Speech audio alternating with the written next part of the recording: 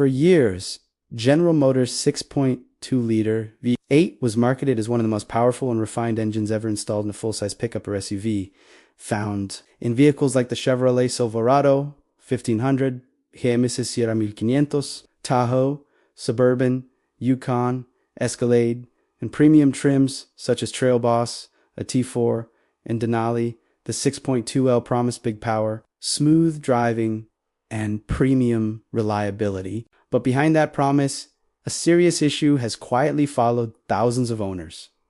6.2-liter lifter failure. For a long time, GM avoided strong language. Dealers called it normal noise.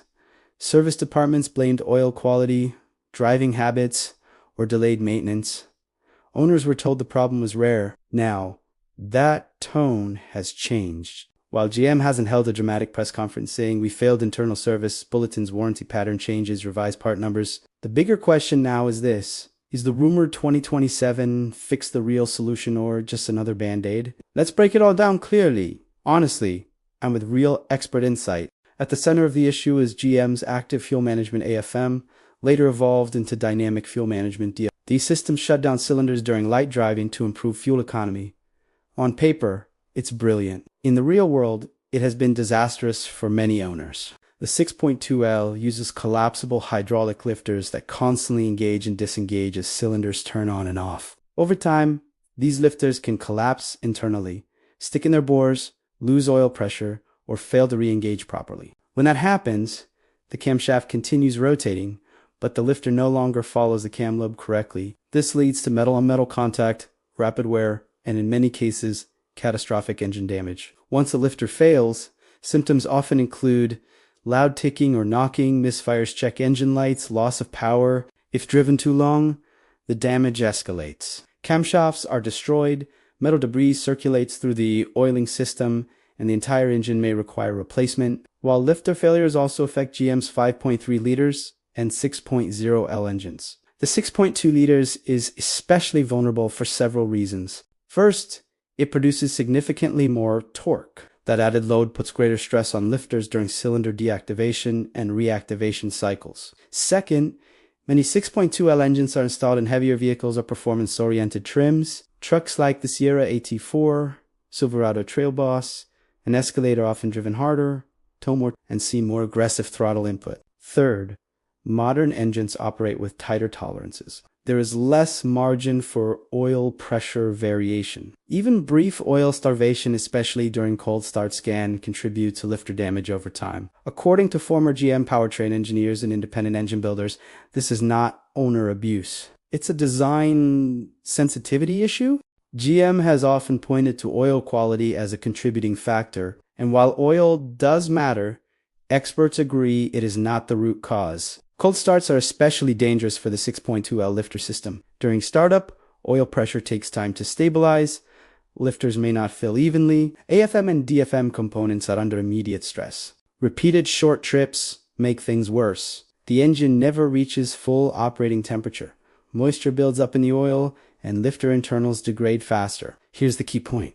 A properly designed lifter system should tolerate normal driving behavior. When engines fail at 30,000, 40,000, or 60,000 miles under normal use, responsibility shifts away from the owner and back to engineering. One of the strongest signs that GM has effectively acknowledged the 6.2L lifter problem comes from legal pressure. Multiple class action lawsuits allege defective lifter design, known failure patterns, insufficient warnings to customers, costly repairs outside warranty at the same time. GM has quietly approved more out-of-warranty goodwill repairs, particularly for vehicles with complete service records. Dealers report internal guidance to inspect lifters more aggressively, replace camshafts during lifter repairs, use updated part numbers. This is not how manufacturers behave when a problem is rare. GM has made several behind-the-scenes changes, even if they haven't marketed them loudly. These include revised lifter designs with improved internal tolerances, updated camshaft surface treatments, software changes to reduce aggressive cylinder switching, new oil specifications, and service recommendations. Most experts agree these changes reduce failure rates but do not eliminate the root cause. As long as collapsible lifters are constantly cycled on and off, the risk remains. Now to the big question. Is the 2027 fix real? Based on supplier leaks, engineering chatter, and industry analysis. The most likely changes around the 2027 model year include 1. A redesigned lifter system, a more robust lifter with stronger internal locking mechanisms, improved oil flow, and less reliance on rapid collapse and re-engagement. 2. Reduced dependence on AFM and DFM instead of aggressive cylinder shutoff.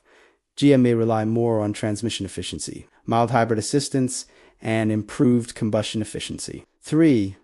Software that prioritizes durability. Engine control logic may limit cylinder deactivation during cold starts, reduce rapid on-off cycling and stop-and-go traffic, and favor full cylinder operation under moderate loads. Software alone won't fix everything, but, combined with hardware changes, it could make a meaningful difference.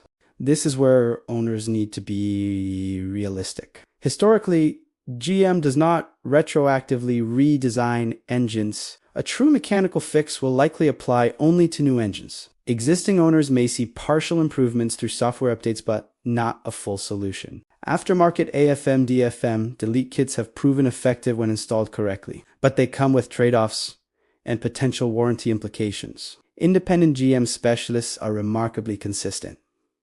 The 6.2 liters is a strong engine when the lifters survive. Lifter failure is not random. It follows clear patterns. Reducing or eliminating cylinder deactivation dramatically improves long-term reliability. Many mechanics privately advise customers that if they plan to keep a 6.2L long-term, addressing the lifter system proactively is smarter than waiting for failure. That depends on ownership goals. For short-term ownership under warranty, many buyers enjoy the 6.2L with no issues. For long-term ownership beyond 100,000 miles, the risk is real, especially in earlier model years. Experts widely agree the 2027 update is GM's best chance to finally close this chapter not with marketing, but with engineering. Did GM admit the 6.2L lifter failure? Not with a headline press release, but through lawsuits, warranty behavior, updated parts, engineering changes, and now a rumored major redesign. The answer is clear.